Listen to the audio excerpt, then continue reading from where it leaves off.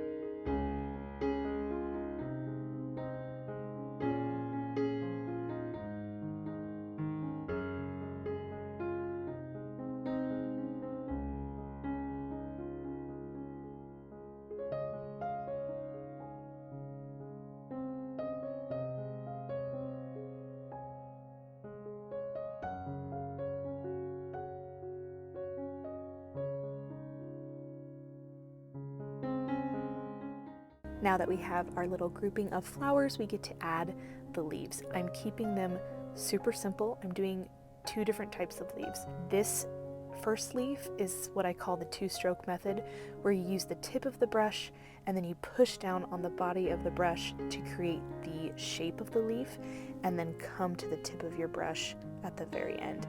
And you do two strokes with kind of a little center in the middle to represent the vein of the leaf. I also did a couple of smaller leaves in this piece, that I am just using the exact shape of the brush to create those leaves. So that makes it really easy to paint leaves, especially with this beautiful brush.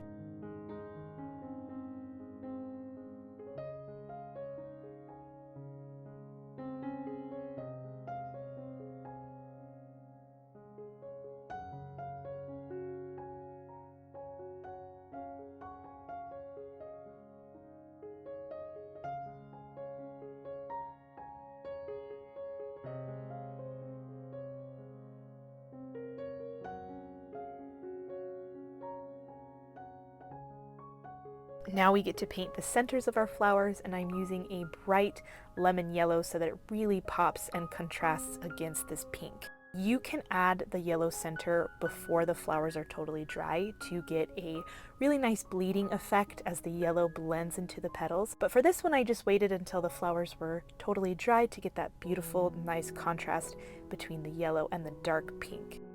And then once the yellow, the bright yellow is dry, I'm going through with a yellow ochre color and adding kind of a shadow and a dark accent just along one side.